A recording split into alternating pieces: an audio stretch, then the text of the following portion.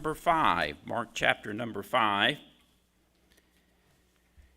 As you know, that season is upon us, the Halloween season. It's an interesting time of the year. I was reading where $10.14 billion was spent on Halloween in 2021, and it was quickly noted that it was a COVID year. So the monies were off, and they're expecting it to be much higher than that this year as things are kind of revving back up. It's second only to Christmas as far as the spending on holidays. $10.14 billion. That's a whole lot of money. You know, most of us grew up with Halloween. We knew what it was.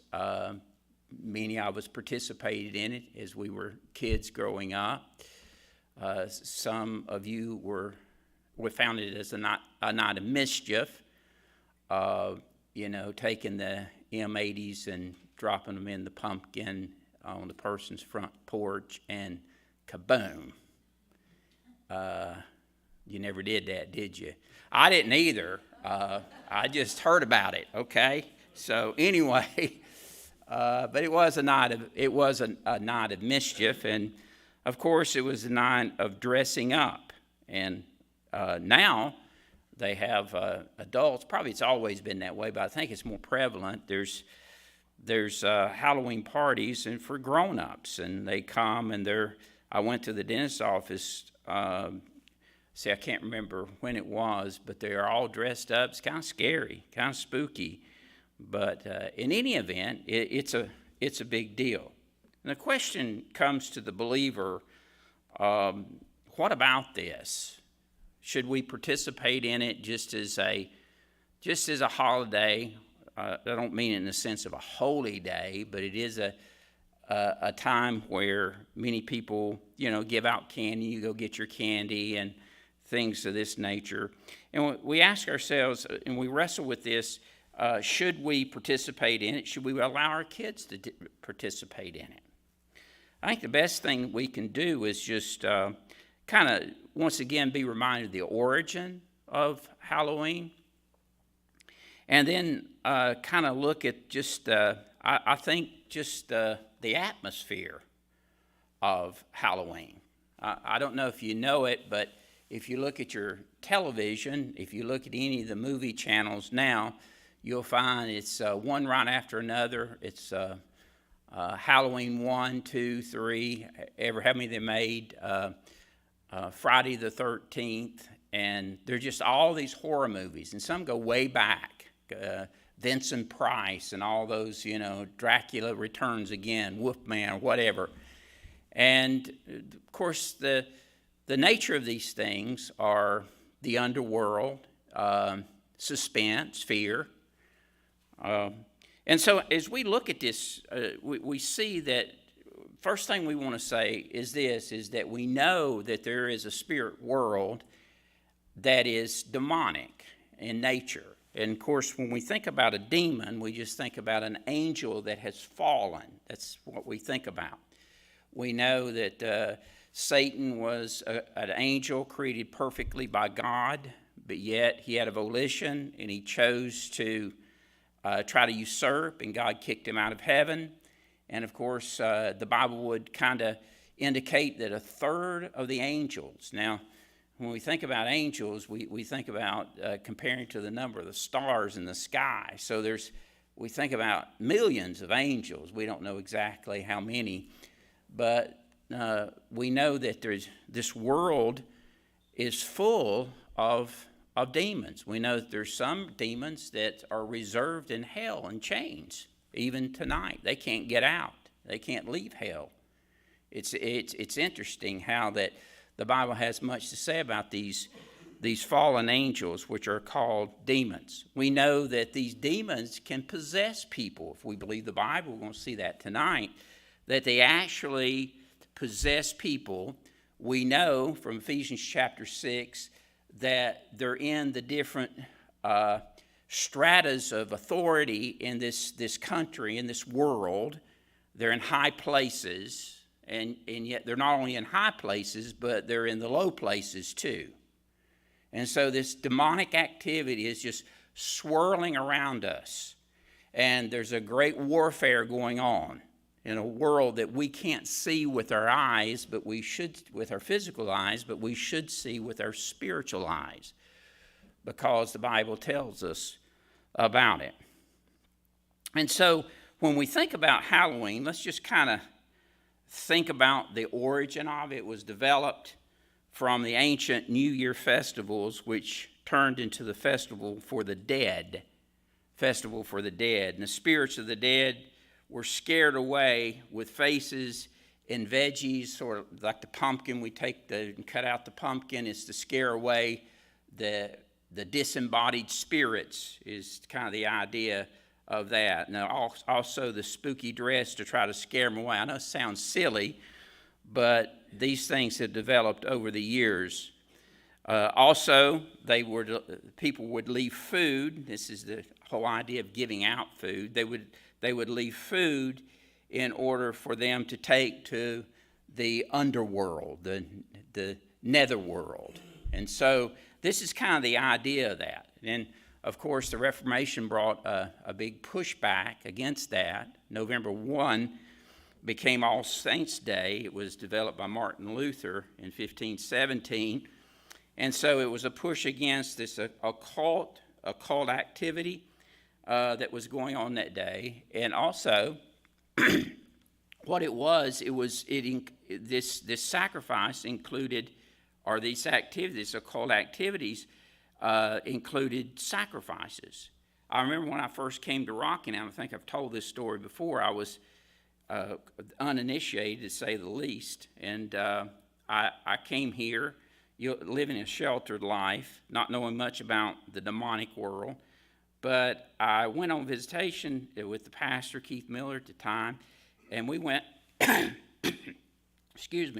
we went over on I wish I knew where it was. I don't know exactly where it was, but he was answering a call from a woman that was desperate. She said that she was demon-possessed and she couldn't break the spell, that she had gotten involved in witchcraft, and she wanted to leave that. And so here I am just tagging along, and I'm initiated into this world, this crazy world of demonic activity. Well, the girl, is interesting, as Keith was asking her questions, he says, well, where do you have these meetings? And she was telling him where that you had the meetings. She said, this county's full. This is 40 years ago. So the county has many witches in it. Of course, witches today, they live on Main Street. I mean, witch today, there's white magic, black magic. There's different kind of magic out there. And there's witches that's just about taking over the city of Asheville. There's a huge colony, if you will, of witches there. And so they're out now on Main Street, hanging their shingle out. It's not a big deal anymore. But then, 40 years ago, it was shocking to hear that someone was a witch, a professing witch, and there were many there that joined her. And he asked her, he said, well, how do you communicate to Satan? She says, same way you communicate to God. He said, we just use the model prayer, but we use it to Satan. She said, I will say, our Father, which art in hell, hallowed be thy name. Thy kingdom come, thy will be done on earth as it is in hell. And it's just, they just insert the hell instead of heaven and Satan instead of God the Father. It's interesting to listen to that conversation, because I became aware of the fact that there is this demonic activity. And then another way, how do you get into these trances? How to feel his presence? And she said, well, there's certain rock groups that I listen to, and I connect with Satan through those. And so now this is what she is telling me about her experience with this demonic activity.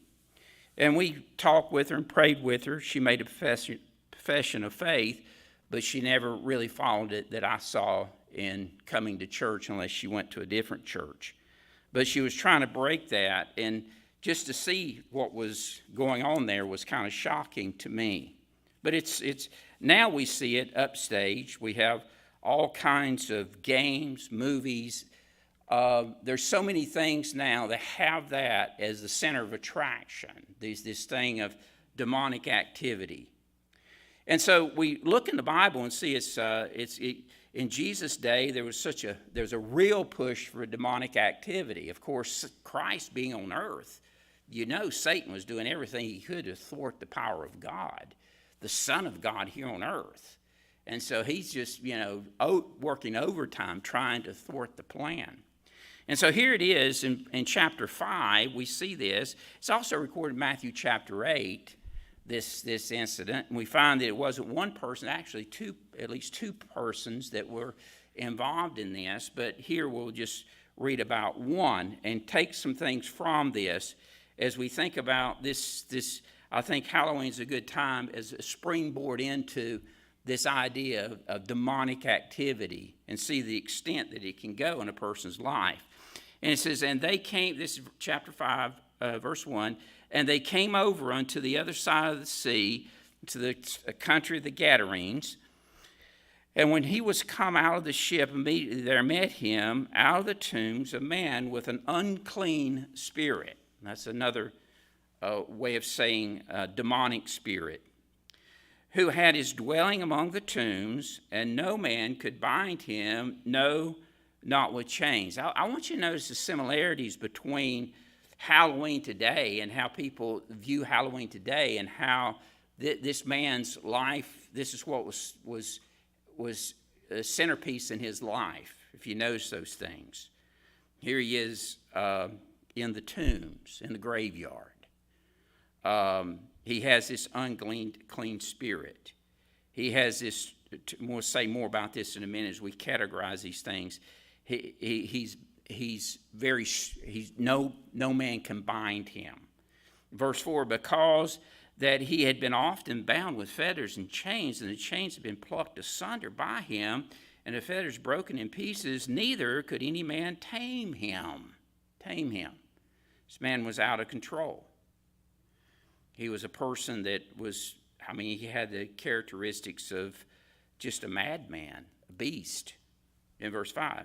And always, night and day, notice this, and was in the mountains and in the tombs, crying and cutting himself with stones, self-mutilation. But when he saw Jesus afar off, he ran and worshipped him, and cried with a loud voice and said, what have I to do with thee, Jesus, thou Son of the Most High God? We can stop there and see a great case for Jesus' deity, Son of the Most High, El Elyon, the highest high one. No question about what this demon was, the title that he was given to Christ. This is the highest high one. This word Elyon, it was used for if a baker was putting his bread on the top shelf, it would be Elyon, the top shelf. So this is a God that's on top. He is the Most High God, as it's translated here, the English translation, the Most High God, El Elyon. So no question, this Son of God, this Jesus, is Jehovah. He is the Son of God. So he goes on to say in verse 6, but when he saw Jesus, for he worshipped him, the Most High God, I adjure thee, last part of verse 7, I adjure thee by God that thou torment me not. Now here's some of the encouraging things. Notice, he's no match for Christ. And all the power and authority that he has, and how he's wreaked havoc on all these human beings, he's no match, and he knows it right away. He's trying to work out a deal with Christ, so he's not going to be exorcised from this person. He wants to stay there. He's trying to work out a deal. And notice what it says here, verse 8. For he said unto him, come out of the man, thou unclean spirit. And then verse 9. And he asked him, what is thy name? And he answered, saying, my name is Legion, for we are many. That's the whole idea of legion. There's many. Give us an idea here on down how many demons were possessing this one man. And he besought him much that he would not send them away out of the country. Send them away out of the country, plural. Now there was there nigh unto the mountains a great herd of swine feeding, and all the devils besought him. Now unclean spirit, devils, demons, they're all speaking about these fallen angels. And he goes on to say, saying, send us into the swine, that we may enter into them. And forthwith Jesus gave them leave, and the unclean spirits went out and entered into the swine, and the herd ran violently down the steep place into the sea. Now notice this in the parentheses, and there were about 2,000. About 2,000. And they were choked in the sea. Of course, you know, I've said this before, they committed suicide. Verse 14, and they that fed the swine fled, and told in the city and in the country, and they went into to see what it was that was done. They came to Jesus and see him that was possessed with the devils, that had the legion, these thousands of demons within him. Now notice this. Notice how his life had changed. He was sitting, clothed, in his right mind, and they were afraid. And they that saw it told them how it befell to him that was possessed with the devil, and also concerning the swine. They began to pray him to depart out of their coast. You know, it's interesting that they want him to leave because he's not good for business. 2,000 of their hogs went drowned, dead. They'd rather have the money and have Jesus. It's sad, isn't it? And he goes on to say, verse 18, and when he was come to the ship, he that had been possessed with the devil prayed him that he might be with him. Howbeit Jesus suffered him not, and said unto him, go home to thy friends, and tell them how great things the Lord hath done for thee, and hath had compassion on thee. Hey, don't get out there and tell somebody what happened to you. That's a whole evangelistic message right there. But notice this, if you would, in this passage here. I want to look at just some of the characteristics